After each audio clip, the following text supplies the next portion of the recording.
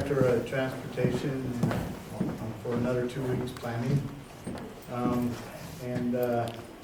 We're here today to talk about the EIR, and really this is not normally the way a normal meeting works, where we have public speaking or a certain time period. This is meant to be an open dialogue time for questions and answers. But the one important thing I want to tell everybody tonight is that in these meetings, we're not taking any testimony towards the EIR. This is really intended to be able for you to ask us questions and us to give feedback, and also to tell you about what the EIR is all about, and how, if you want to provide feedback, what some of the best ways are, or things that you want to make sure that you touch on when you're responding to us. So what I want to do is first introduce the folks that are helping us out in staff. And so Pat, introduce yourself. Sure. My name is Pat Angel. I'm with Ascent Environmental. I was the project manager who prepared the EIR on behalf of the county. David Kolbeck, Environmental Compliance Specialist with the Department of Transportation. So I'm the lead contact. So any comments that anyone may have, those come through me and helping develop the EIR. My business card is up here, contact information if you feel it. I'm Leslie Hedberg. I work in the planning department, and I'm overseeing the implementation of the cannabis program. So I'm taking notes on mainly comments that come up regarding the ordinance, but not so much about the EIR. Hi, I'm Mary Beth Brinkley. I work in the Cannabis Division as an administrative coordinator. Thank you everyone for attending. Some of you I know simply by email or phone calls. And I will say, if you have sent me any emails and concerns in regards to the EIR, they would now be sent to David to be addressed formally in the EIR. I'm just here to sort of facilitate that. Thank you.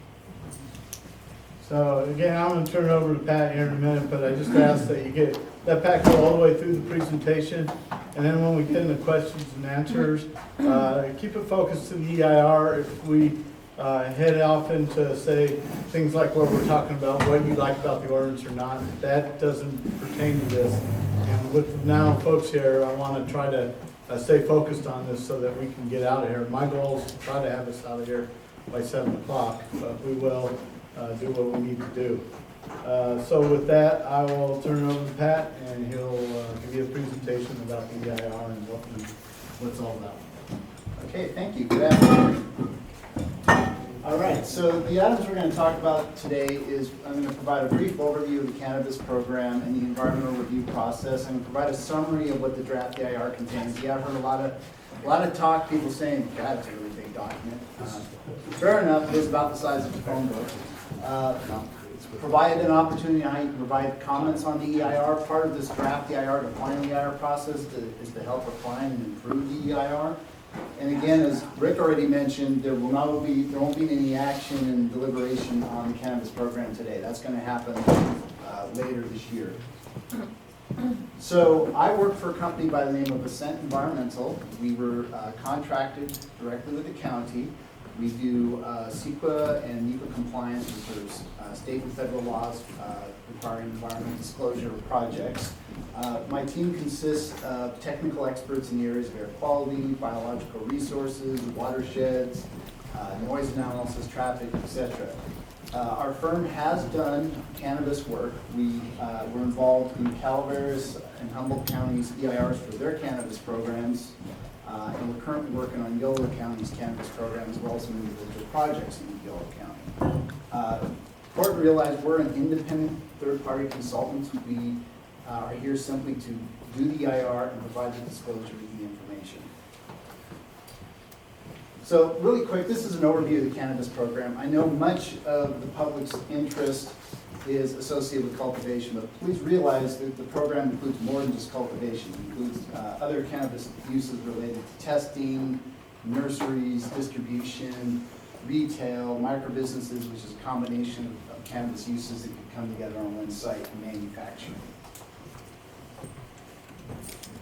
So moving forward, if you're going to continue to go to meetings, you're going to hear this acronym thrown out quite a bit. And CEQA, which is short for the California Environmental Quality Act. It is the state law that requires that any action an agency considers must do an environmental review of that action. It must disclose what the environmental impacts are of that activity so that decision makers can use that information to inform their decision-making process. It's just simply a disclosure process. There's no entitlement that comes from the environmental review process under CEQA. Public participation, agency participation is very critical. It helps improve the environmental process because oftentimes there's local knowledge or agency knowledge that will help improve the document. It's intended to address and mitigate environmental impacts, but the final completion of the environmental review process and for an EIR certification does not mean the project's approved. An agency can certify its environmental document and deny the project. It can also use the certified EIR to modify the project to address its concerns. So what's an EIR? EIR is another acronym you'll hear a lot, which is Environmental Impact Report. It's of all the documentation you have to do in CEQA, it's the biggest. Obviously, we have a formal-sized document to show for that. Very involved process that looks at impacts, identifies mitigation measures. We also have to identify through the EIR process alternatives to the project that may avoid environmental impacts. And it provides multiple points for public opportunity to input all along the way till its final approval. The environmental document process must be certified before the agency can take any action on the cannabis program. So I kind of already mentioned these again, but this is kind of a key point that the next slide will really stress on is what an EIR does and what an EIR doesn't do. Well, it discloses the environmental effects. It identifies mitigation measures and alternatives that can address those effects. It solicits for public and agency input on the environmental issues. What's important to realize is what an EIR doesn't do. An EIR doesn't require mitigation for pre-existing environmental conditions. For example, Trinity County is part of a larger air basin that is in non-attainment for particulate matter, which is just a fancy word for dust. So currently, the particulate matter emission levels in the basin don't meet state and federal air quality attainment standards. The county, through the cannabis program, is not required to fix that issue. It's only required to mitigate the cannabis program's contribution to that impact. It doesn't have to bring the environment back to a perfect condition. It doesn't advocate for the project under consideration, so this is not an advocacy piece for the cannabis program. It also doesn't require that the project in question has to be denied because of significant environmental impacts. An agency can basically, through findings, weigh that there may be economic or social benefits to the project that outweigh the environmental impacts. Those findings have to be made, and that acknowledgement has to be made, ultimately, in this case, by the Board of Supervisors. It also doesn't address things that are purely economic and social. Commonly, we'll get comments like, this project's gonna hurt my property values. This project's, it brings an element into my community I don't like. I'm not suggesting here that those aren't important considerations and things you shouldn't be telling your decision makers about, but as part of the environmental review process, it's not part of CEQA. That's handled separately as part of the project deliberation. So the draft EIR's focus is on the entirety of the program. It is basically looking at how well does the program implement measures to address cannabis coming online based on the way the ordinance is currently written. It's a programmatic analysis looking at county-wide and totality of the program in regards to its impacts. So subsequently, should the cannabis program be readopted by the board and the EIR certified, it will provide a tool for later projects, later applications that come in for cannabis uses, as long as they're consistent with the program and they meet the mitigation measures set forth in the EIR. They don't need to do any further environmental review. They're done, generally speaking. Now, there's some cases, site-specific issues, unique issues with a set of properties, and they kick them out of the streamlined process. But it provides the ability to address the environmental issues all at once, as well as look at cumulative issues, instead of looking at each application individually. I'll go back to this slide once I'm done with my presentation. It's been kind of helpful in these meetings. People like to look at this list when they ask questions. But these are the topic areas the EIR looks at. The impact analysis overview. We've gotten some questions on, well, where does the analysis start? What's the base condition in which you evaluate impacts to the cannabis program? This EIR basically looks at the existing cannabis that's on the ground and its relicensing program. It starts at looking at issues associated with how much was in operation at the time the EIR was started, which was at the end of December. At that point, there was about 286 licensed cannabis operations. However, the EIR does acknowledge the extent and the impacts as much as we can of illegal cannabis operations in the county.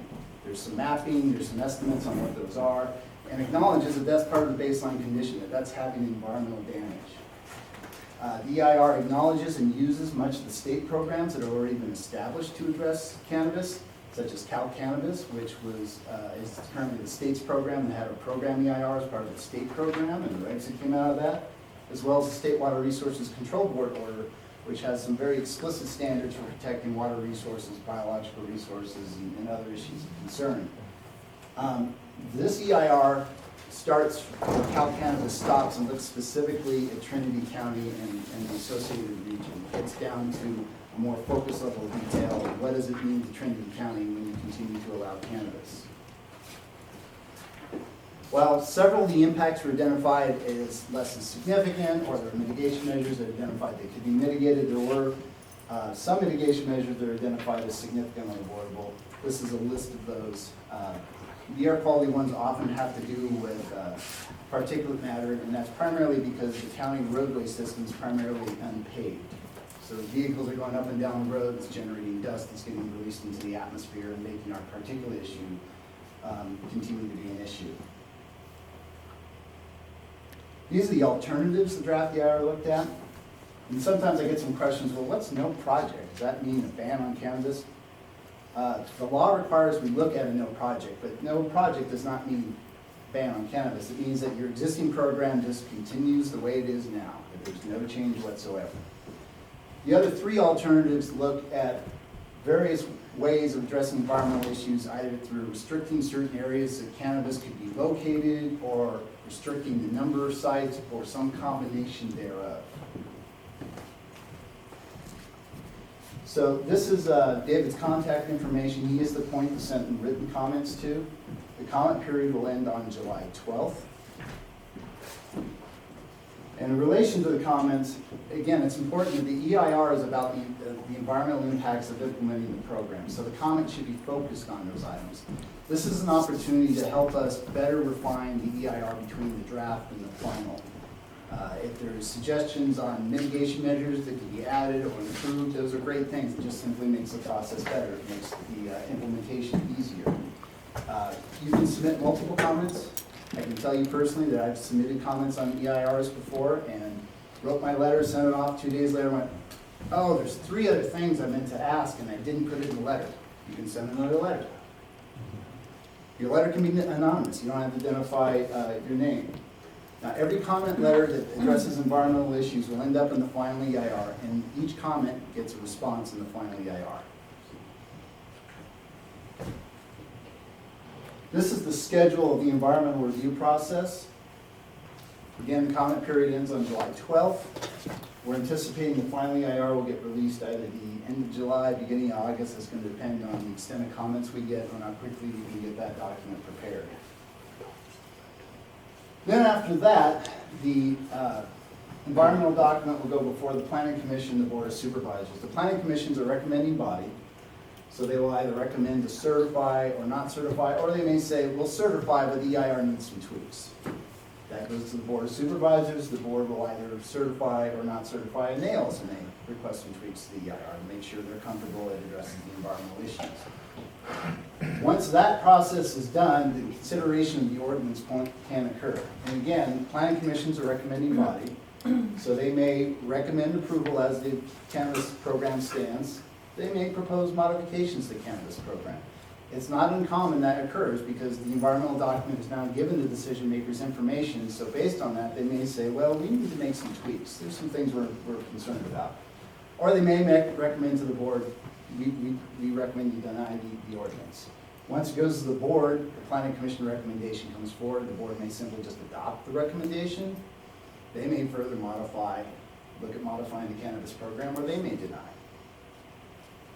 Once the cannabis program is approved, though, there is a 2-read period, which is part of the legal process, and at that point, the cannabis program takes effect. And that is actually the end of my slideshow. I am going to go back and pull up the slide that shows the environmental issue areas.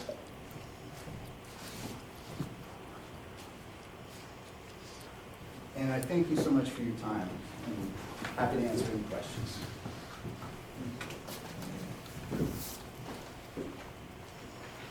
I wanted to ask some questions about alternative 4 that's proposed here. If the licensing program is reduced to 280 licenses, that leaves about 95% of the growers in the county with no way to get legal. And the impacts that have existed continue. So what's the county gonna do about that? That's number one. I have another one, but if you answer that. Well, that's one thing you're gonna hear me kind of repeat and say, and when you have those sort of questions, if you're really concerned, if you really like a very detailed answer, please put it in writing and submit it as part of this process. The alternatives are just, the purpose of the alternatives analysis in EIR is to look at avoiding impacts of the project. The project is the cannabis program, it's not the legal operations. You bring up a legitimate point. The county may consider that alternative may actually be counterproductive because you'll end up with more illegals. But that certainly could happen. And the other part of the question I wanted to ask you, the water board is requesting no further permits or licenses in South Fork and Hayfork watersheds. Is that something they're telling you the county must do, or is it, would you please? No, they haven't said that directly. They're interested in those watersheds, but they're not currently stopping any sort of licensure in those places. It's an alternative that we just put out there to suggest as an option because of the impacts in those particular watersheds. So no, that is not coming directly from the water. I'm concerned and very interested in how you're separating or looking at the previous illegal versus the current license. I've looked through the report, and a lot of the mitigation in there refers to things that happened because after 2015 there was very little regulation. There was a lot of terracing hillsides, tearing up roads, missing. I mean, a lot of the concerns of this report have to do with the prior illegal operations, cannabis operations throughout the county. And now here we are trying to get legal, and it seems like the new legal ordinance is, or legal growers are being saddled with the issues caused by the illegal operation. I noticed you noted it in there, but how are you going to separate that out, and how are you going to mitigate separately for that? Well, for starters, the illegals that currently exist right now and continue to operate as legal and are not coming into the program are part of what I call the baseline condition. They're already happening out there. And you're right, and the EIR does as best as it can with the information we have available, document what their effect is. Unfortunately, the project in question is the cannabis program, which is the legal program. So our focus is there. It's not suggesting we don't think those issues aren't important, but that's not the project the EIR is focused on evaluating. Now, I believe the hope and the expectation by the county and many other counties in the state is that as the legal program gets into place and incentivizes people to come in, they clean up their sites, and whoever remains after that, enforcement improves and those illegal sites get cleaned up. Time will only tell on how effective that ends up being statewide. So your comment there could also go to the Planning Commission and Board of Supervisors in the readoption of the new ordinance that is built off of this, because the question of how illegal operations are dealt with, how code enforcement works, it would be a valid component of that piece of policy.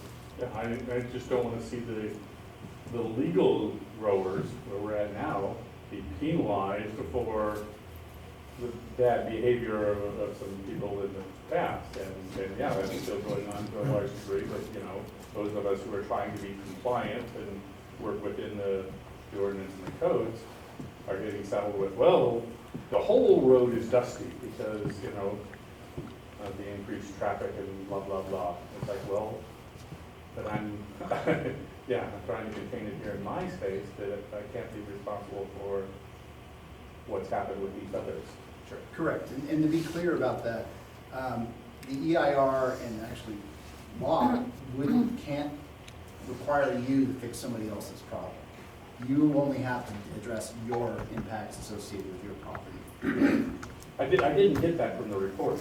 Let me be clear about that. There's limitations on, we can't ask you to go fix a pre-existing condition.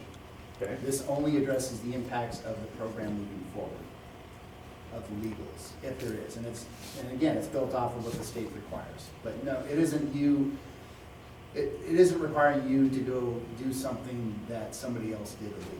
Right. Is it going to address any of this illegal operation? It discloses it, it acknowledges that Yes. there's certainly the need to address those, but again, the environmental documents focus, its whole purpose is to evaluate the environmental impacts of the project. The project is the cannabis program, not the illegals. So no, it can't. It can't. Just like, yes. Sure, It's just like CEQA can't tell you to do something that is not related to your project. They also can't tell an illegal operation that they should stop illegal or anything along those lines. No, it's a mechanism only for the program. Well, yes, but some of the mitigations listed and some of the mitigations are going to be onerous on some people, but it's hopefully not on us legals. True. And so if, say, a mitigation for water quality related to road geometry, so the road is in bad shape and it could use some hydrologic disconnectivity, that sort of thing. It could use fixing up, whether it's dusty or not.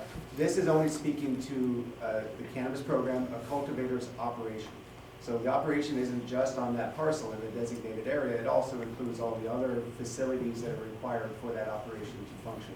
And that would include the roads leading to the access roads. Exactly. But if it's a private road, one cultivator, then that's a relatively straightforward consideration. I know it could be expensive, but it's just one operation.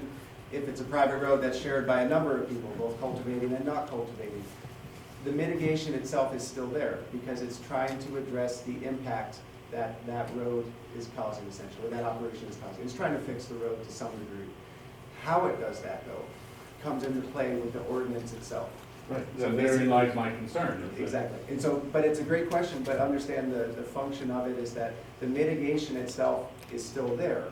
But when that mitigation gets folded into, or potentially folded into the new ordinance, that's where the rubber meets the road in terms of any consideration that you would have.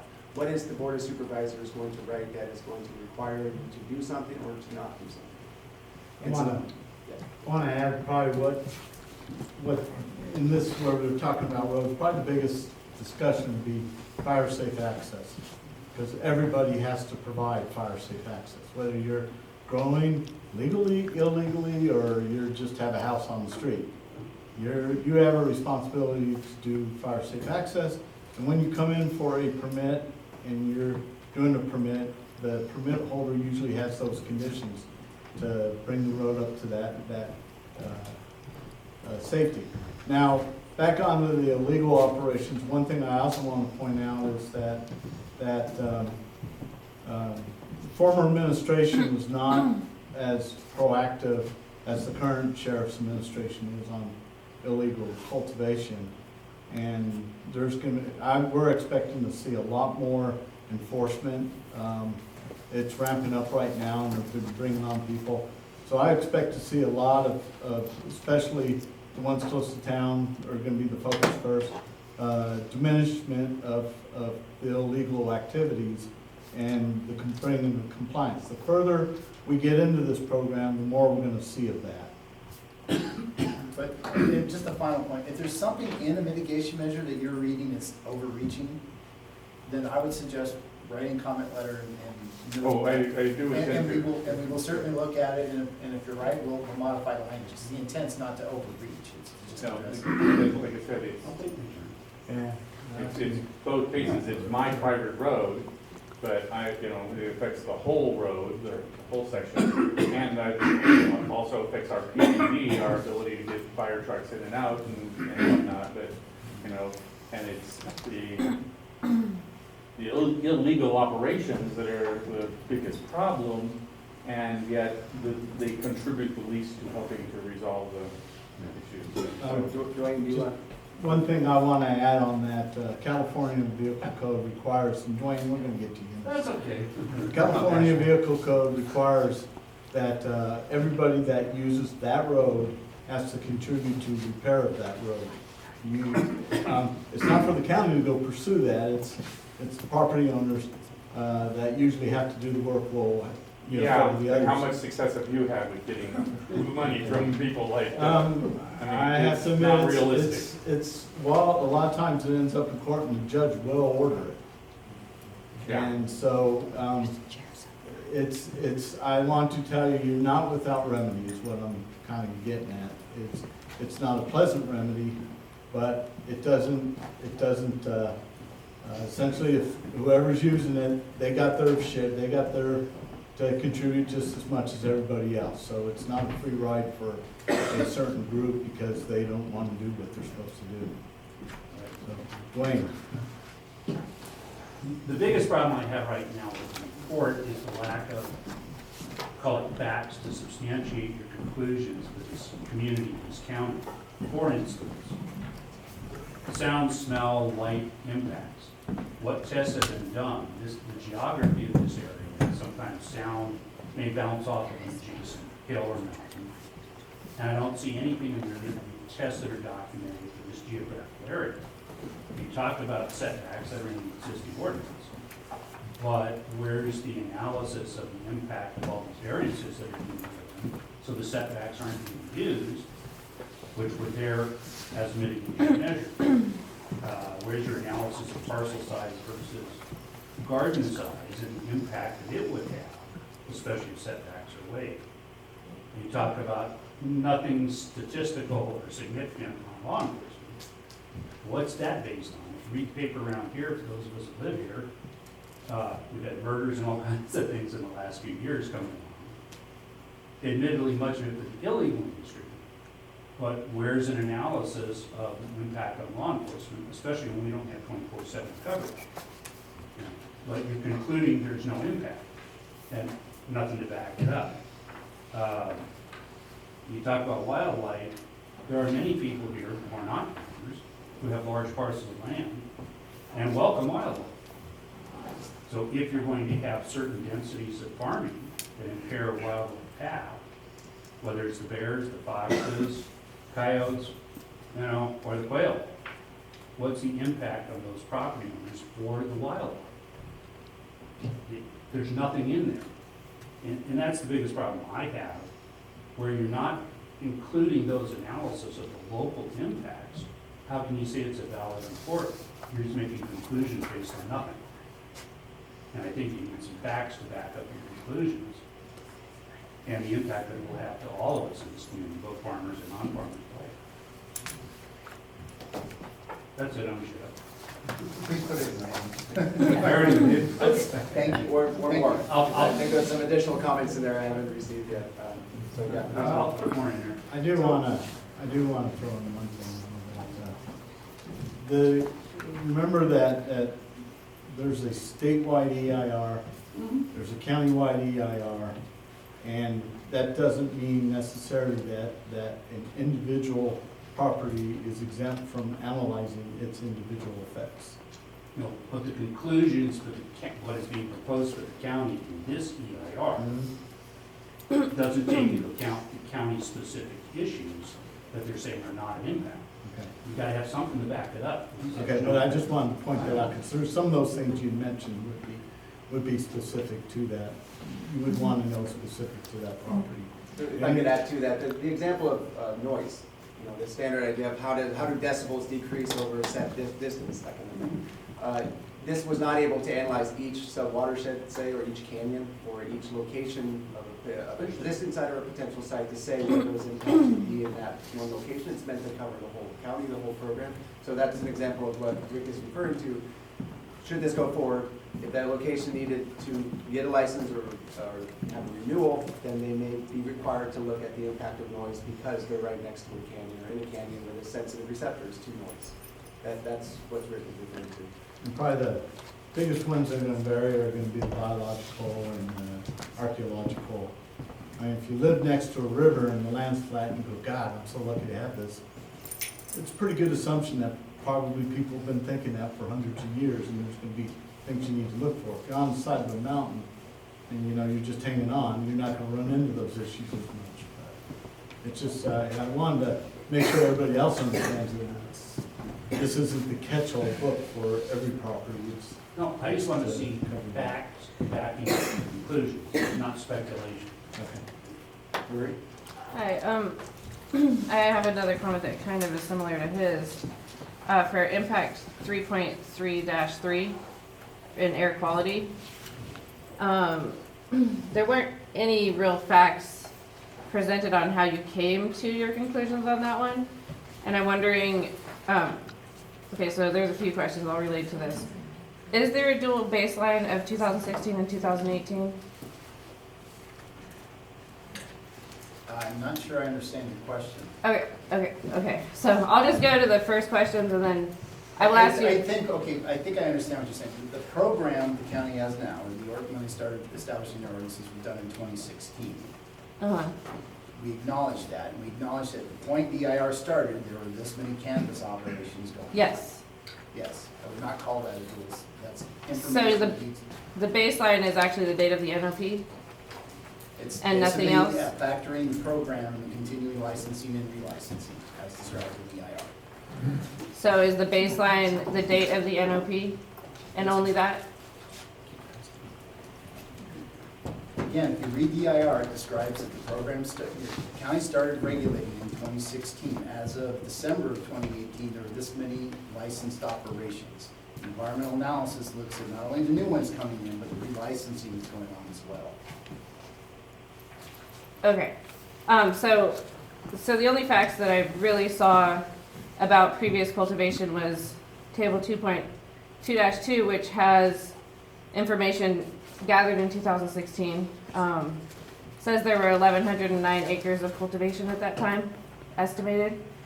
And then, as far as odor impacts go, were the baseline odor impacts factored into the significance determination? And how was the substantial number of people determined? I would suggest you put that in writing and we'll respond to it. And do you have any information to give me here? There's information cited in the EIR on the most recent studies and information on odors associated with cannabis. There's no facts presented in There that are studies that are significance cited. determination, and I looked at both references. I would suggest you look at those references and then look at the information. Odor is a very difficult issue to address. But the new version of the odor question is actually science-based, not subjective, like the old version that you used. Again, if you think that's an important issue for the EIR to address, I would recommend you put that in writing. I'm going to. This is useless. Right here in front. David? Yes. Standing with the board. Have a question, a clarification, and then I also have a comment. First, the question, in alternative 2 and alternative 4, you mentioned the upper and lower Hayfork Creek watershed. My question is Salt Creek considered part of that watershed? I believe that would be completely yes. Just not confirmed. I have, if you're interested, I have a map that shows the watershed. Okay. It's a relatively small tributary though, it's a tributary to Hayfork Creek, so yes. Yeah, it's the longest tributary here. Oh, I'm sorry, is he not done yet? I'm sorry, go ahead. And then the comment is, we own timber property and have a non-industrial timber management plan on it, which is subject to voluminous regulations based on historical. I get a new updated version every year of the regulations, and it's quite thick and so forth. And when we were getting our non-industrial timber management plan, which was quite expensive and involved, it was a primary or significant importance was the impact our operations would have on neighboring properties. important that we consider this in the same type of program. We don't have, the timber industry in this county has been decimated, but the impacts in the past were well mentioned as far as sedimentation and dust pollution and so forth. And timber operators were required to mitigate for that. And now we have a new industry coming in here, agricultural based as is timber. And I've noticed there's a lack of some of the similarities, even though there's some of the same things going on as far as equipment being transported on roads, increased traffic, so forth. So I just think, and I noted in my letter, the impacts on roads and streams, watershed, groundwater, subterranean and surface water impacts. But I just want to say, I think there should be some similar comparison. And that's fair. The Forest Practice Act and all the rules that are associated with that is sort of a corollary to CEQA. It's kind of its own process that gets to environmental impacts. So there are some crossovers there, definitely. This is the mechanism that we need to go through for this type of program as opposed to the Forest Practice Act. But yes, the similarities are to get to environmental impacts.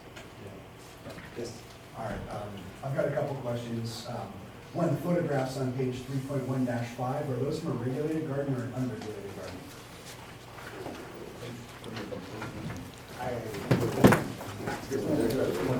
Yeah, they are unregulated. Yeah, okay. You know where they're at too.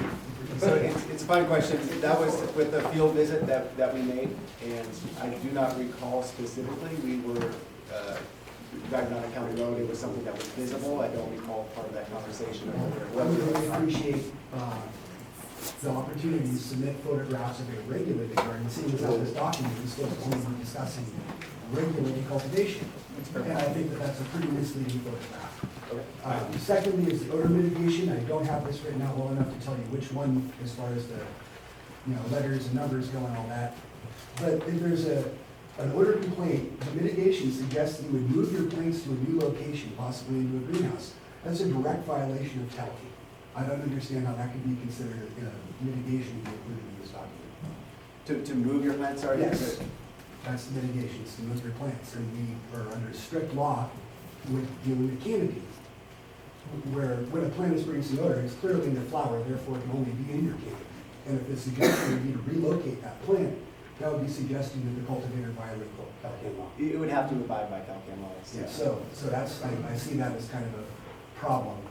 And then another with, as far as the water, impacted watersheds and such go, I think that considering there's only a potential of 130 acres of cultivation in the entire program, assuming all 530 licenses were to be taken up, that's an undue burden on the cultivators there and an undue burden on the rest of the county. There's many people who are talking about the water and their own type of water usage. That would, in my opinion, pretty much decimate agriculture in all of the water district or all the watersheds that are considered impacted by this document, and noting that the state has not actually made that determination. So it would be, I would use a whole heck of a lot more water grown alfalfa on 5 acres than I'm going to use in 10,000 square feet of cultivation. And so I think there's kind of an inverted logic in some of that impacted watershed aspect there. And I don't know exactly how to clean that up. It seems how the state hasn't yet mandated that. I don't even know how that's in there.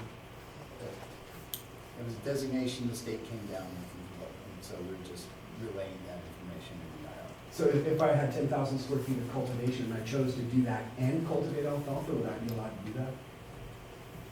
Probably.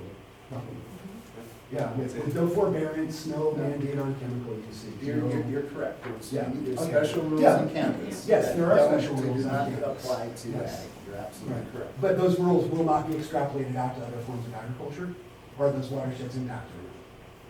In regards to how that would be done, that's a good question for the state. I've already asked them, and I will be including that in writing. Good. Just kind of just a general comment. Some of the questions that have been asked are questions that would be close to or correct format for the thing. As I mentioned, if you comment about, I don't like cannabis, or I love cannabis, I don't see why we need the law, that doesn't address any of these things. But the questions that we're getting are very specific to environmental parts of that, of the program, and that's what we need to see in the questions that are asked, so that we can, as a group, respond back to them and try to address that issue, or at least provide information. There's been a hand up back there for quite a while. Yeah, so, first of all, is this slide deck published anywhere? We're putting it on our website. It is on the DOT website at the moment. Okay, and I noticed that we're being recorded. Is that gonna be published in like a punctual manner, where you can have access to this recording very quickly? That's gonna be on YouTube. Okay. Now, we are not recording or taking minutes of these meetings, they were just meant to be workshops. Okay. Not sure. Arm wrestle? I just wanted to say a comment regarding water. Whether they're growing cannabis or alfalfa or daisies, if they're upstream from my property and they're infringing on my water rights, it does impact me. And it does impact my legal standing of the water within that water course. So this is something I think that is important.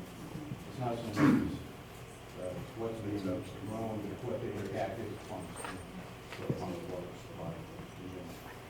And the community effects are more than just that. Yes. I want to echo his concern and tie it back to my previous concern, and that is the pictures that are in there. I mean, that's the first, one of the first things you see, but a lot of those pictures in there are of those previous illegal operations and places where, yes, it was a very bad effect.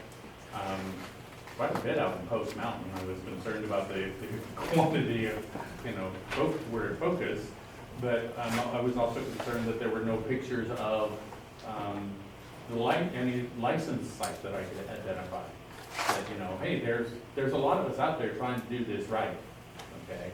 Trying to work by the ordinances, trying to protect the environment.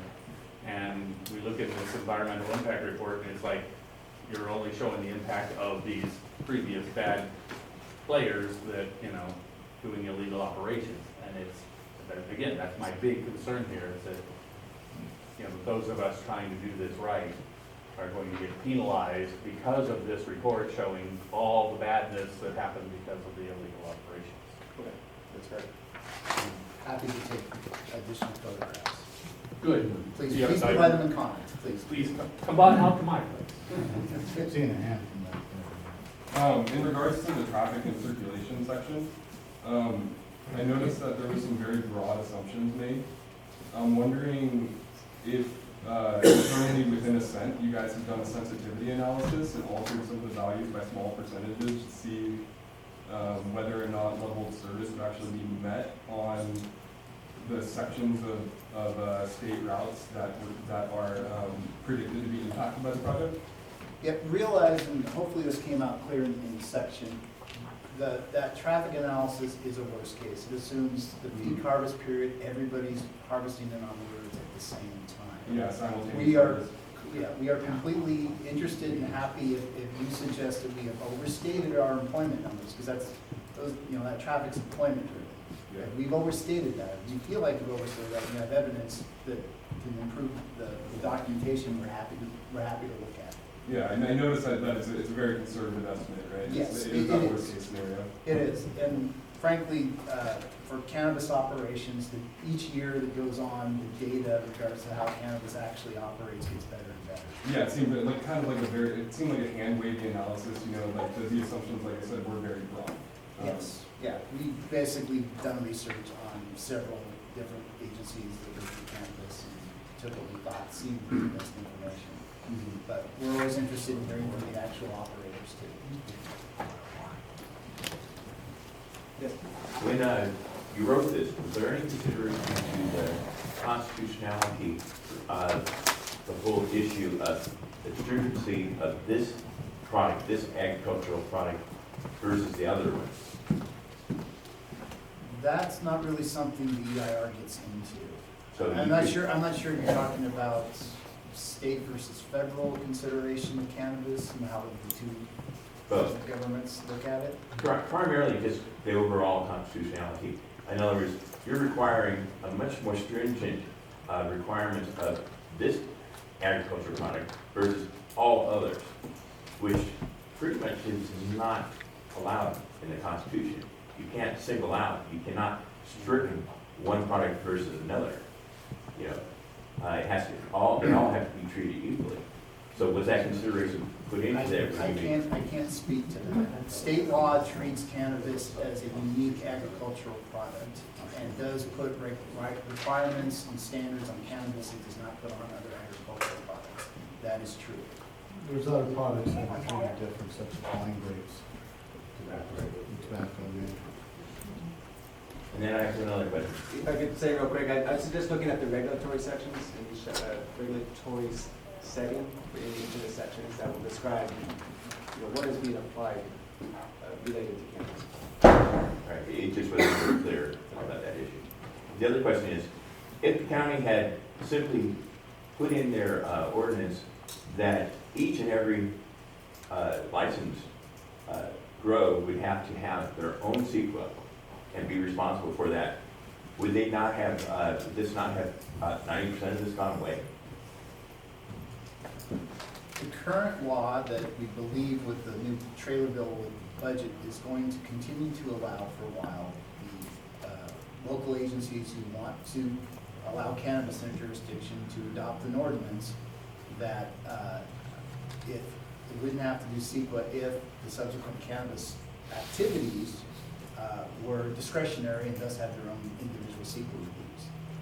A lot of agencies, quite a few counties and cities have decided they wanted to control the environmental review process, and they were fearful that it was going to bog down the process. If they wanted to have cannabis, it was going to bog down the process of processing cannabis because you're having to deal with CEQA every single time potentially. They also were concerned about cumulative impacts. Looking at one cannabis site maybe isn't capturing the totality of the effect of having cannabis in the community. So Santa Barbara, Mendocino County, Kern County, obviously Humboldt, and Nevada County have all gone the way of having cannabis ordinances and doing EIRs for them. That was a choice they made. Some decided to do it, just each applicant comes in and seek a review. So it's a choice, it's a decision that the counties make, based on how they see it's best for them. Then the comment I have to make is, seeing that Santa Barbara, Humboldt, and Mendocino are the number 1, 2, and 3 licensees in the state, that seems that maybe we should, that should have been one of the suggestions that was made in, to license, to require the CEQAs from everybody. But again, they think the EIR is covering their entire ordinances, trying to streamline the process for those applications. Right. I can't speak to whether or not, how they're handling their individual applications, I don't know. Yes? Yeah, question, in preparing your EIR draft on water quality, was there a look at what well testing reports and streams and creeks and testing? How did you come about some conclusions regarding our area here? We looked at gauge data from the watersheds as well as data the county provided us on groundwater conditions and used that information. We also rely upon the state's, the State Water Resources Control Board order associated with cannabis. It has some pretty strong standards in regards to protecting water resources. Right. In your preparation, was there any notice, any areas that presented themselves as an area where the groundwater has been affected, and what mitigation procedures would come of that? There I are, looked at the draft, and there's like 3 pages referring to, you know, probably 24 federal and state and acts and, you know, how it's all dealt with, but how is our area? Did you have specific testing and results that? the county provided and disclosed in the draft EIR locations where there are groundwater, where they have poor groundwater production, and that was identified in the EIR. There is a mitigation measure in regards to well placement. The tricky part, of course, is all you aware, when you're putting a well into, you know, these sort of conditions that are fractured bedrock conditions, you know, it's hit or miss on exactly what a well is going to do and whether or not it can impact the neighboring well. It's kind of a site-specific sort of thing. So there's a performance standard in there about addressing groundwater on a site-specific basis. Okay, yeah, on the supply side, I apologize, looking a little more on, you know, the bad players that have been around and We don't have any data on the extent of illegal water use. There are chemical poisoning of Yeah, any. that's disclosed as much as the information is available. Obviously, some of them are very, sorry to use very too many times, but there are some that are Throw a few very more, bad, I agree. that are using stuff that isn't even allowed in the Western Hemisphere. Right. In regards to chemical use. So, yeah.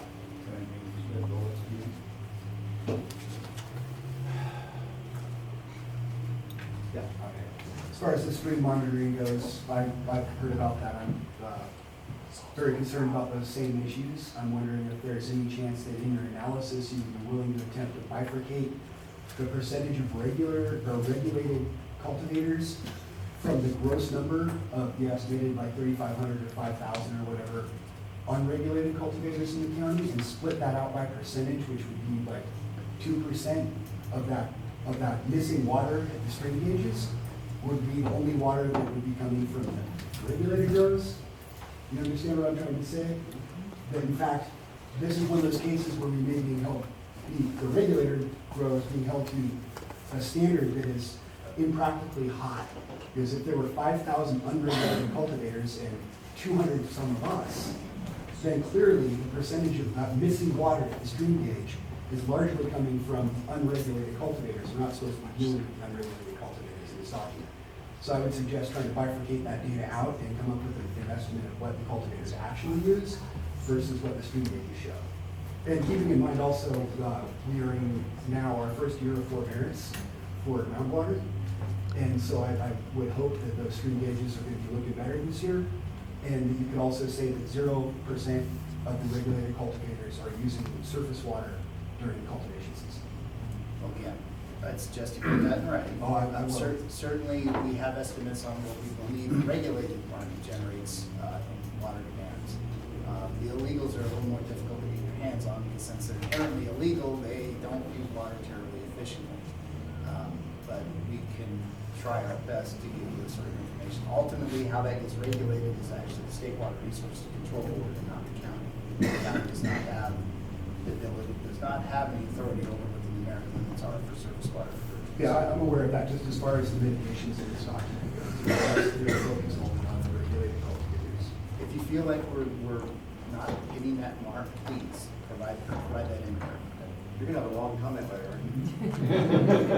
Oh, by the way, there's a page now, there's a page. I'm joking. I foresee 100-page comment letter. Yes, in the back. I haven't had a chance to read the report yet, but I don't have a copy of it. But I'm interested as to whether the report includes the positive impacts of marijuana growth, or is it strictly a negative-based issue? The EIR is a neutral document. It's just evaluating environmental impacts. Now, I can understand your perspective for or against. You're going to read. The intent is to be neutral. It may read, depending on your belief on cannabis, as being bent one direction or the other. It does not get into positive impacts. That's not what that secret does not talk about. With the exception of, for example, if you were doing a project that was like doing stream restoration, in those circumstances, you'd probably be talking about beneficial impacts to the environment. Okay, so beneficial impacts like the amount of biomass that's being brought in these 10 truckloads to be put onto the soil on a permanent basis. That's not, I assume, included in the report. Also, things like the amount of water that's being used, obviously a very important topic. What I've seen over the years is 500 gallons for a pound of marijuana, which creates a large amount of happiness for many, many people, compared to 2,500 gallons of water to create 1 pound of beef, which can keep a family of 2 happy for maybe 2 or 3 days. Are there any things indicating that, yes, there are also good Yeah, that's not something that makes it into the EIR. Now, as part of the larger consideration of the cannabis program, those sort of analogies are appropriate. And I would agree with you from our work in other jurisdictions that cannabis water demands in the regulated market are at most equivalent, but most often less than other ag uses. For example, we're doing work in Yolo County, and their biggest cash crop right now is almonds. And on a per acre basis, cannabis generates less water than cannabis. So that's factually true.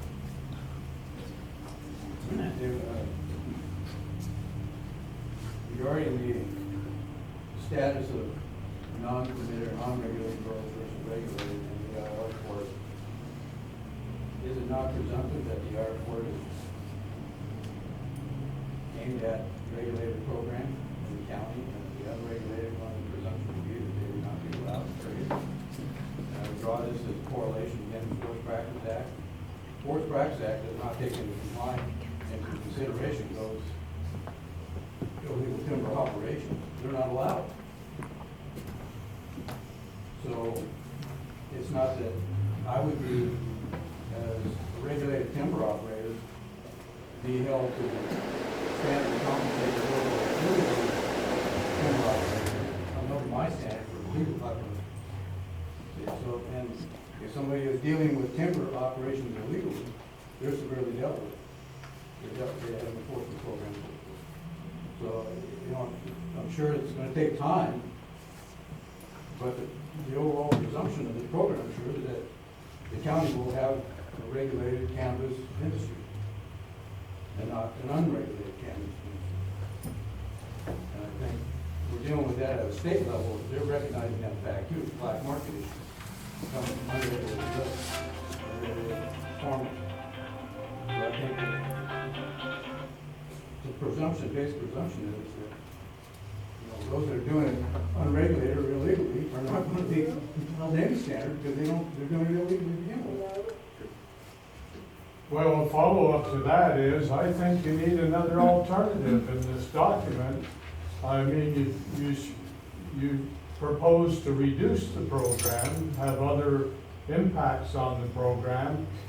Seems to me like, you're leaving out the future of the county in cannabis growing with 95% of the growers unregulated. You need an alternative in here that says you're going to open up the regulatory program and license everybody that will come forth and get a license, so that you will truly be mitigating some of these impacts in this document. But to only restrict it and not have an alternative that expands it and brings everybody that wants to be legal in the program, you need to propose another alternative in here. Otherwise, we've got, most of the growers outlaws forever, and the county gets no money that way. If you have an alternative where everyone knows they've got like maybe a period of time to get legal to come in and pay the county money, then the county has income for enforcement. I mean, you really need to do another alternative here. Could you write that in comment? Well, I probably will. Word it just like you need it. I absolutely agree that it needs to be pre-existing only, raise the cap. And that is the the environmentally sound alternative. There's a question here in the back. So first of all, the comparison between the cannabis industry and the forestry industry is not fair. It's well documented that the forest industry has evaded CEQA requirements and their documents contain the court, so that comparison isn't necessarily fair. But secondly, the alternative number 4 is the preferred or the environmentally superior alternative. And tearing off of what this gentleman just said, there was no, I feel like that it should be addressed that expanding and not limiting these licenses could be beneficial from a restoration standpoint. Because going through this permitting process, you have to look at culvert size, there's all kinds of things that need to be evaluated. So there is a restorative potential for not limiting these licenses. And I feel that definitely should be addressed. Running the way back behind. In that same vein, on 2 of those alternatives, you limit the number of new sites to what we have now, 260 or 280. And it seems like it's arbitrary. You made the statement that it's in the areas where the State Water Resource Control Board has called it a critical watershed, but you don't tie that number to why that helps anything, because people that are growing in those watersheds are already abiding by State Water Resource Control Board mitigation measures that will either eliminate or reduce any consequences. And so you cap that at what that level is today in 2 of those alternatives, but you don't provide any evidence on a problem. You're creating a fix to a problem you don't identify. And that problem that you don't identify is identified by the State Water Resource Control Board of who you cite for making that designation of critical watershed, but then you ignore what their requirements are on us to mitigate those measures. And so to put a cap on like that, based on the State Water Resource Control Board's designation, seems arbitrary. You don't tie it in, you don't have any reasons listed why that makes sense. If you read the alternatives analysis, that number was chosen because it avoids some traffic impacts, assuming the worst case operation. Well, why are watersheds different than anywhere else then? The critical watershed that you chose to designate from the State Water Resource Control Board, why isn't that then countywide? It was based on our concern with those watersheds, but it's a legitimate comment. It didn't make sense to me. Those impacted watersheds that are identified by the in the Cal Cannabis regulations you're referring to in the document, those are impacted because of majority is from illegal cultivation. And by tying the licenses to the effects of illegal cultivation, the document is crossing lines and mixing and matching illegal cultivation with legal cultivation. And it's a serious flaw in the analysis because either we're going to count illegal cultivation, baseline, and we can look at licensing as a mitigation to all the impacts of the illegal cultivation, or they have to be completely separate. They're either together or they're not. And when you limit licensing for legal cultivation based on the impacts of illegal cultivation in those watersheds, that's not fair. And then, yeah, again, I want to echo that because that's where we're coming back to. It's the illegal operation and the huge amount of illegal operations out there that are causing significant impact. It is, it is not as... Would the group be interested? I mean, I can throw that exhibit up from the EIR if the group's interested. Sure. In seeing it. I don't know if it'll help or... Your report seems to just take, okay, all of cannabis growing in Trinity County, and here are the suggested mitigations, and it's like, that's not going to affect the biggest problem. That's not going to affect the issue of the illegal grows. That's a really tough map to read. They're penalizing the legal growers is not going to fix the illegal growers.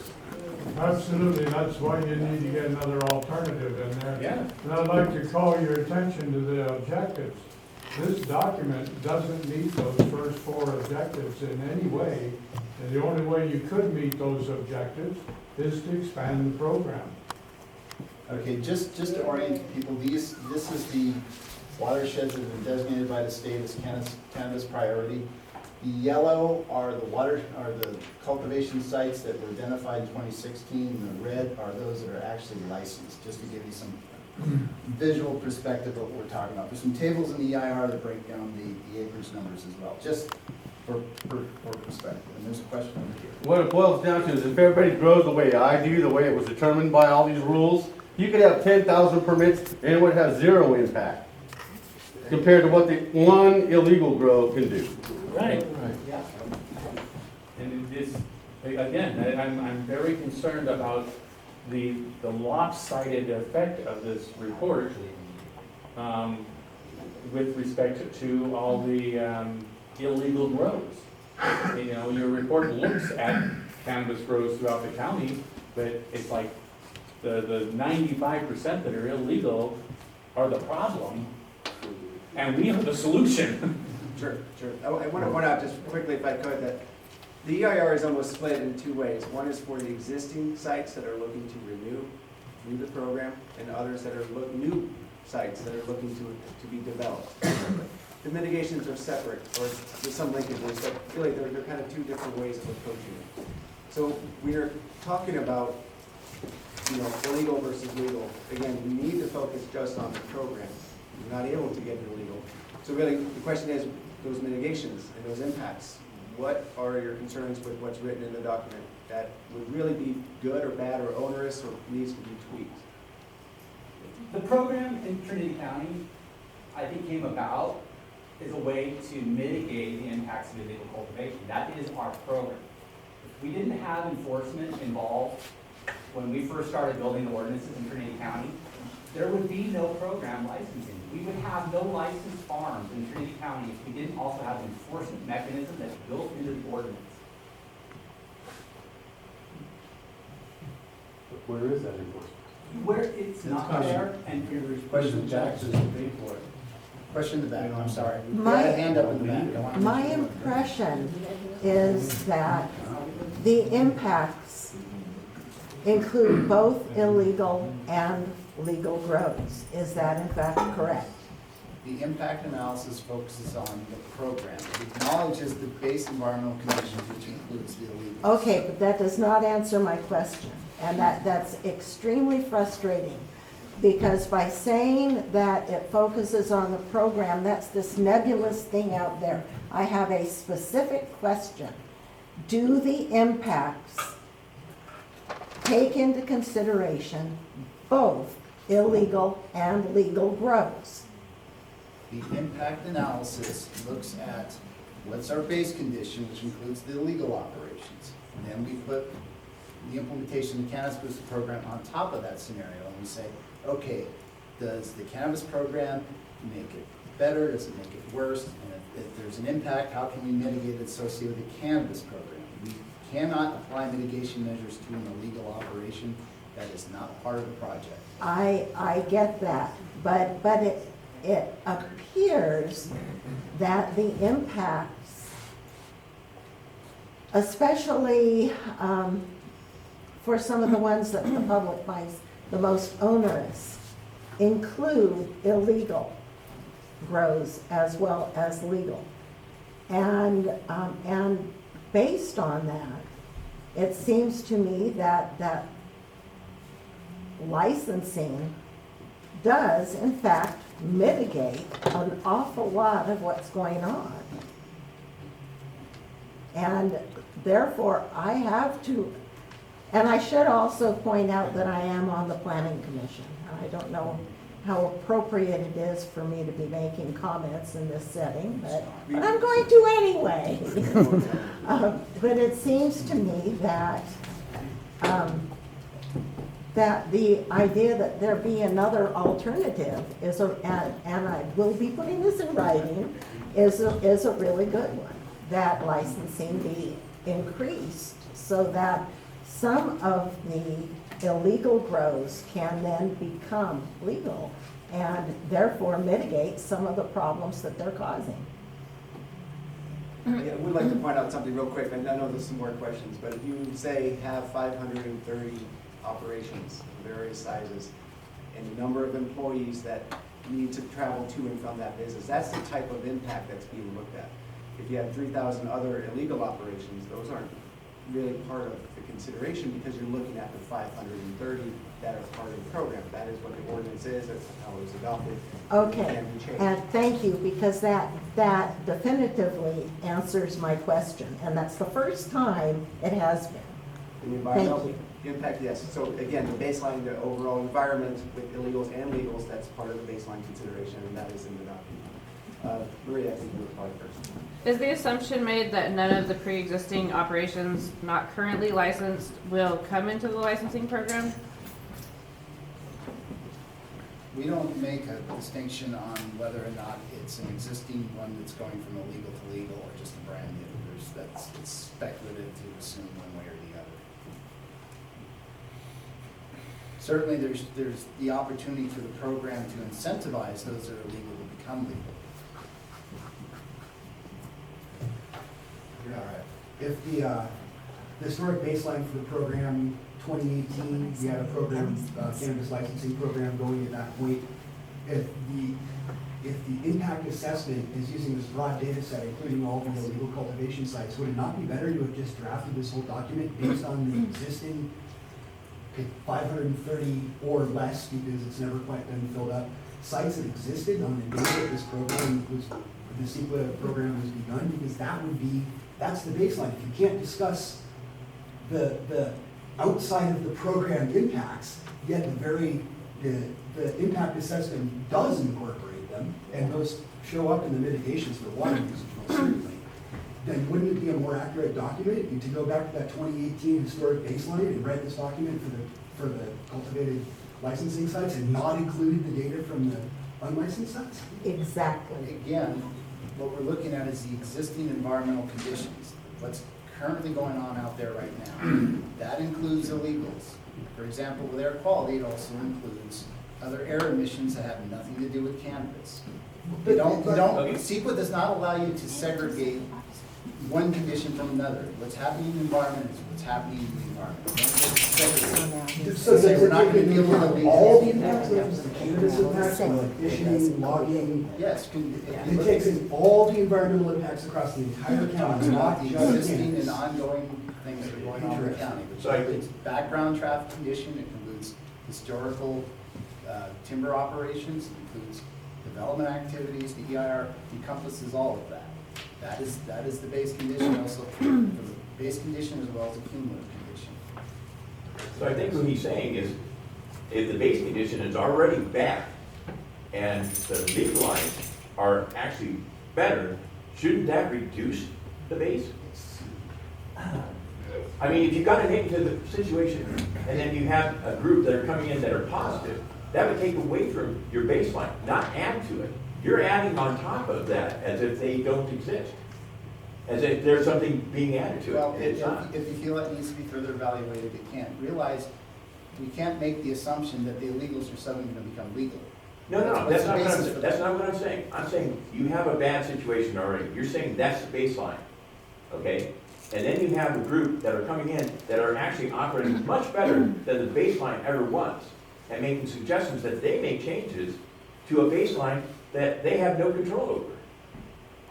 CEQA looks at what the existing environmental condition is. If it's A bad condition. If it's bad, you can't make it worse. You only have to deal with the segment if you're making it worse, and that's what the EIR focuses on. Does doing the program add some additional environmental impact? Right. In most cases, it identifies really no, or less than significant, or existing programs already address it. And then what I'm saying is, the code, the way it presently is, makes it better. The licensed growers are better than what they are, so they've already complied. They're already, your report is showing a negative on a group of people that are already making it better, that are not making the bid sheet.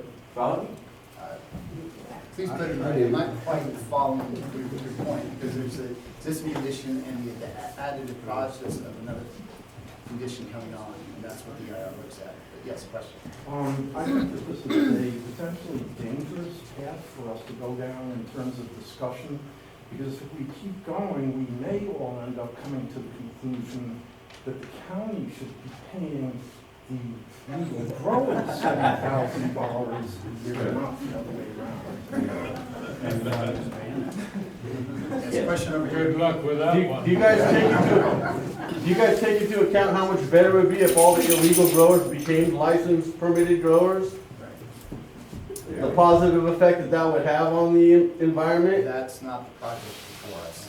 That's not the project. The EIR evaluates what the project is. Now, if the cannabis program included a heavy enforcement mechanism that said, that basically set forth performance standards saying every year we're gonna take out 500 illegal growers, then the EIR would evaluate. No, if you didn't have to take them out, if they joined, do you guys figure out how much better it would be because they became regulated? We assume a worst case that they remain illegal. Now, if they come into the program, yes, there's an improvement with that. Well, if you cut off how many licenses are, they can't join, even if they wanted. The current licensing program caps it at 530. That's what the program is. Right, we got 5,000 roads. So I guess the document, though, you do make a lot of assumptions in the document to put out potential problems, but you're saying you don't want to assume that any illegal growers have now become legal. And so can you tell me why you would assume things all throughout the draft EIR, but that specific point you refuse to assume that any illegal growers have now made that baseline drop down when they came up into the legal market? And so that positive influence, which the gentleman over here is talking about, is lost.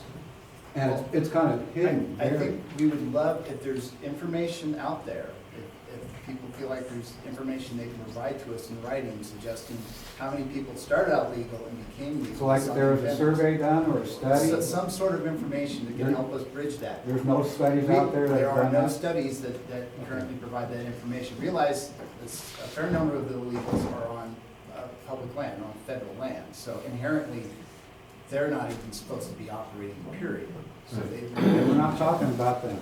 but they're a component of what the illegal condition is. I'm talking about the ones that were illegal that came into the program. It's not being accounted for because you're saying you don't want to make that assumption, yet you make a lot of assumptions in here. Well, we Really, that make should be- assumptions based on factual information. I don't have any information to back up what may be. Well, like assumption that a structure. Again, this meeting's not intended to be a debate. If you really are passionate about this issue, which I hear, and I certainly would love to explore it further, please put it in writing so that we can spend the time and go through it instead of doing it on the fly. And I appreciate the comment, I really do. I also want to acknowledge, we hear you, but this is a very big document, and I want to make sure that we give everybody on other issues a chance to talk. So we understand where you're at on the baseline and the issue about the people that are registering or bringing the illegals into legal is an improvement. I understand that. That's part of the, actually, that someone mentioned that was part of how this started. Yes, that is true. There was that discussion that, having people in the program would do it. But what I want to say is we hear you, and I think we want to make sure that we move on to other issues so that we can make sure we broadly allow people to capture things that they want to bring to the meeting. So I'd ask that we can kind of move on from this particular issue and make sure you put it in writing and we'll try to address it. Can I say one thing? So Larry, one thing, when you read the mitigation measures, there's a pretty big difference between the way an existing site is treated and a new site. If there's ground disturbance, new ground disturbance, or new vegetation removal, that is treated as a new site, and then the mitigation measures apply. For existing sites that are in the licensing program or previously existing sites, if you're not removing the vegetation, if you're not creating ground disturbance, then there's really no difference. That license itself, the point has been made a number of times. Licensing itself is seen as a mitigation for many impacts, most of the impacts. people are still gonna be improving their sites, and they've been doing very, very well with that. So it's not meant to be some punitive, this is not punitive whatsoever, but it is supposed to acknowledge when you're going out and you're creating some new disturbance, then we do have to recognize that, whether you're currently licensed and you're going to expand your site, or if it's a brand new site altogether. So the existing sites, it doesn't, if you look through this, there's very little that you would have to do in addition to what you're already doing. And that's really based on what the water board's general order requires. We play off that a lot in this document. Out of what, 56 mitigation measures? 56 mitigation, it's mentioned 23 times in their mitigation measures. So it's, again, that's kind of more of a water board thing that they recognized when they did their environmental document for their program. And because we need to be compliant with them, we are adopting that at the same time. So I encourage you to go back and read the mitigation measures and just pay attention to the differences between new and existing, and the difference between ground disturbance and I know what you're vegetation talking about in the control. document. But then comment on it. Still, again, I understand what your point is. You're making the situation better. And that was something that early on the urgency ordinance, that was a CEQA determination that was done with the urgency ordinance, was we're regulating, we're making this situation better. Like Justin said, the whole thing was supposed to be based on, we're trying to mitigate a really bad situation. Great. Is it really a mitigation if people are required to come into the program after already having signed up for the water board order and following all those rules? I thought that would be part of project design rather than an actual mitigation. So basically, why make it a mitigation measure? The situation is the important part of some of those mitigation measures is to make sure the county's aware that they're in the program and they're implementing the measures. There's nothing new being asked of. It's simply the documentation that you provide to the state board is also provided to the county, because the county is not part of that process. They don't get notified. They don't see those documents. Well, Terry Ribisplata, who actually helped draft some of the new CEQA rules, he said that if it's already included in the project before it becomes part of the project, it's not an actual mitigation. It's just part of the project design. Yeah, if you incorporate it as part of your project design, you provide that. So everybody going into the program has to already be signed up for the water board, so how would any of those be mitigations? And get an LSA. It's part of your application submittal. You show that material, you've done what's required. The county is now in the loop in regards to that because they have their own secret determinations. Also, the Watershed Center did an ag impact study in 2014 that looked at all illegal grows. There was no program at that time, counting density, information, water use, all kinds of different stuff. That study is widely available if you go talk to them. And it would be pretty easy to look back at previous years of imagery at the 280-something licensees that are in the program and see who had pre-existing sites, and then easily make that assumption using what percentage of people were pre-existing, that many more percentage of pre-existing would probably come into the program. Because I can guarantee most of the licensees were pre-existing. Well, they had to be. They had to be because the North Coast's order required that. No, there's people who've gone into the program that weren't pre-existing before being licensed. They come and set up new cultivation sites, but a majority of people are pre-existing, so I think it would be pretty safe to assume that more of these unlicensed farms would come into the program, thereby potentially reducing some of the baseline impacts. Where did the Watershed Center do their study? It was mostly focused on main stem watersheds, Dutton Creek, Indian Creek, Reading Creek. That's where a lot of the funding was. They also have a separate data set for the South Fork that wasn't published as a study, but the data is there, and the methodology was taught by Department of Fish and Wildlife in 2014. It's a legitimate study. You're gonna have a long comment letter too, aren't you? Oh, yeah. John said something about that. Yes. Back to traffic and circulation, I have a question about why an assumption was made that nobody is living on these sites, which seems to directly contradict some county requirements. Yeah, you gotta have a house to get a Yeah. license. Yeah. How can we live there and not? Again, the purpose of this meeting is not to get in the back and forth debate. Certainly put that in writing. I'll tell you that it was anticipated that some employees would be living there, but not all. Yeah, During the harvest, not all your seasonal workers are gonna be living on the site. Yeah, but the assumption was made that nobody's living on site. I'll have to recheck it. and that, I see the point, issue in cultivation, but remember, this is a program also, and that there's distribution, manufacturing, and there's a lot of places where, testing where you are not supposed to be living on site, so. Almost all the licenses are cultivation though, so, you know. So basically, pretty much realistically, all the data though for all of this has really been based upon illegal. So like, we're talking about traffic and transportation. There hasn't been no legal for a year or two. There has been no real studies based upon that, but a document's been written for a few years. County started it. All the impact is about 5,000 plus cultivators that are here, but it's being limited to 530 as of now, and potentially reduced. So there's already been, what, decades of cultivators here? Pretty much, I mean, realistically. But now all of a sudden, they're all, the ones that are trying to do the right thing, most likely the ones that have been doing the right thing, that's why they're still here. And their impact has probably been pretty minimal the whole time. There has been a boom and people wanted to jump on a wave and don't know what they're doing, and that's what we're trying to eliminate. But all the people that are doing it right seem like that their foundation of everything is really based off everybody's illegal activity. The transportation, it has been changing, so like you said, from county to state, and understandingly there has to be changes to make progression, but it's still all based upon illegal.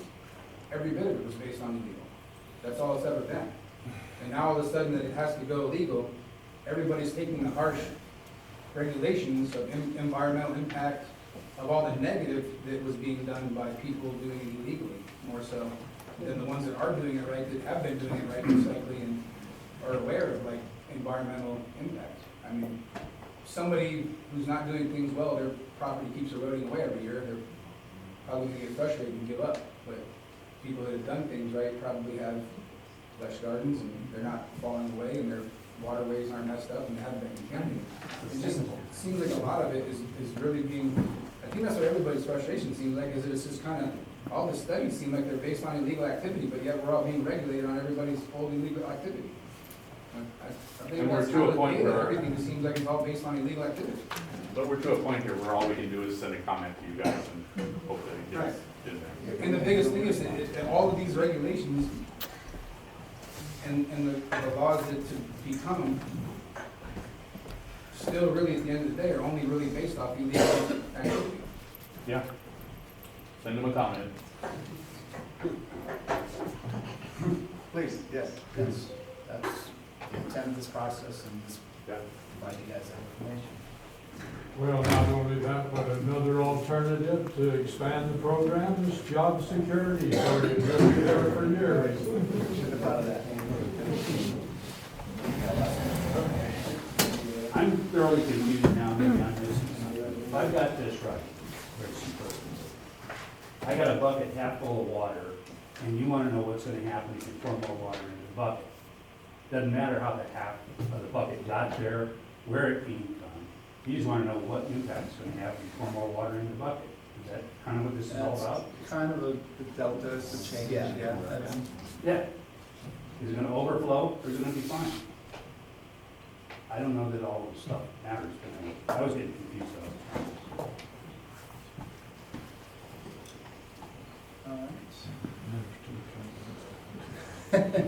Well, again, thank you so much. All the comments need to go to David.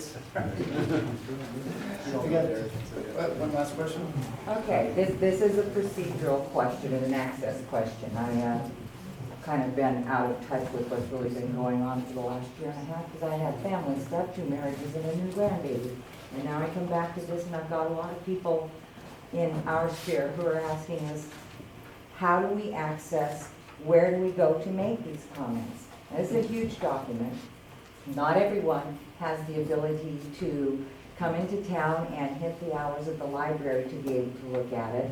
And when you go to look it up online, it starts downloading it, and everyone freaks out when they see these files coming down. Is there,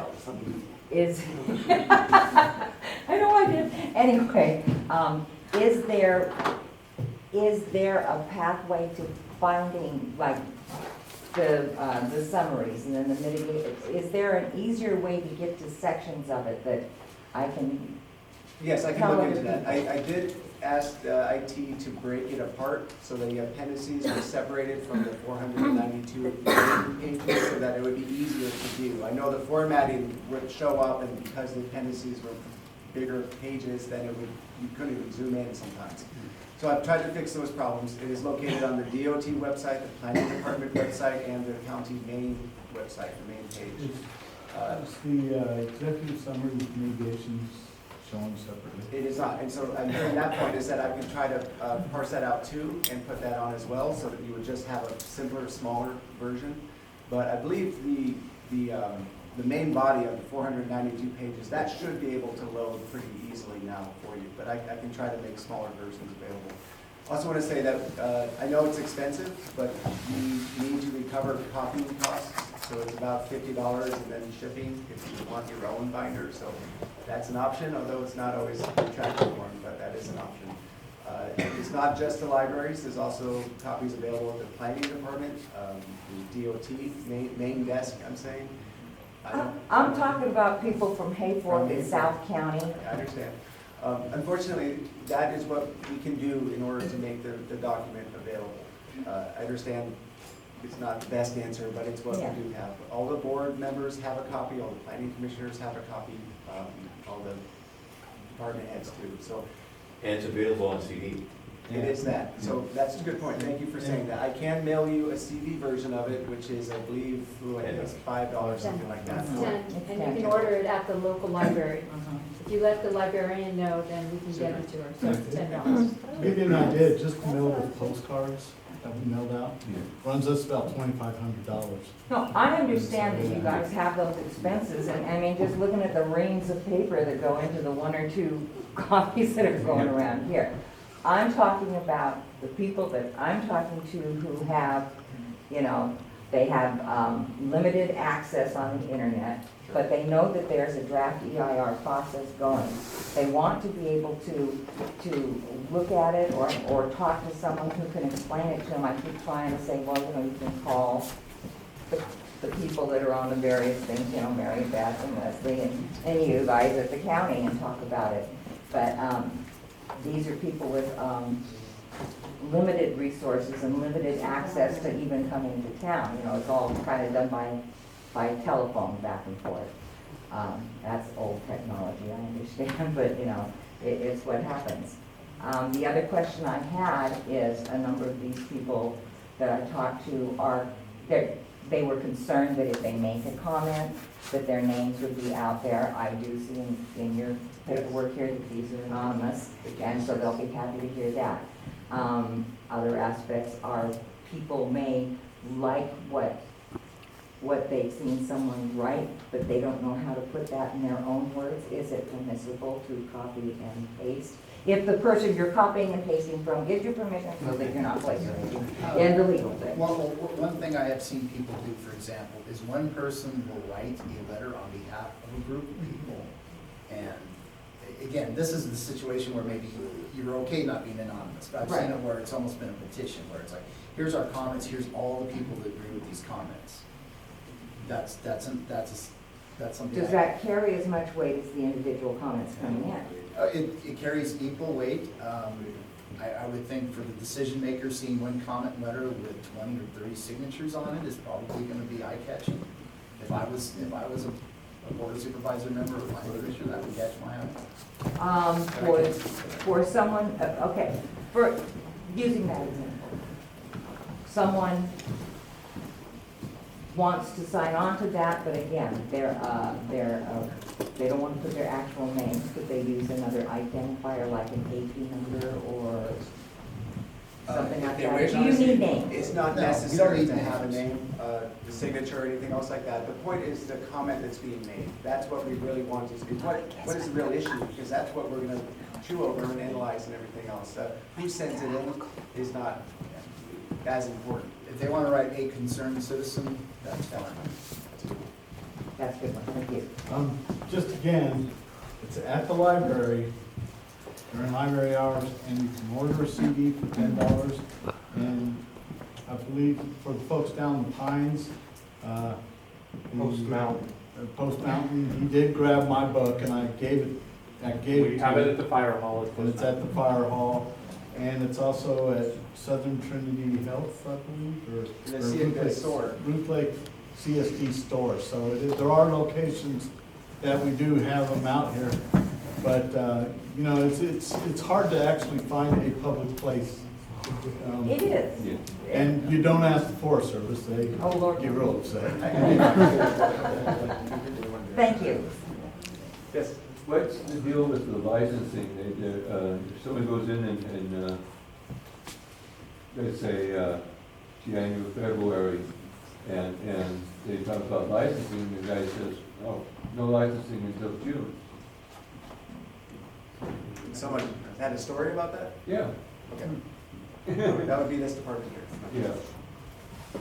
Why would somebody say you can't register to grow until June? I'm sorry. An applicant came in January and was told that, don't come back in June. You come back in June to apply. You can't grow this year. It sounds like there's something that's missing in context here. Okay. And what that is. You know, we haven't been closed or we haven't said, no, we are not licensing. Right, okay. So it sounds like maybe there's some circumstances with that site? Yeah. There might have been circumstances, yeah, but, No, I'd be happy to address it though. okay. All right. So thank you, Thank you. everybody. Appreciate it. I have my business cards up here. Pat, do you have any more executives for a couple people came in late? I actually have some back in my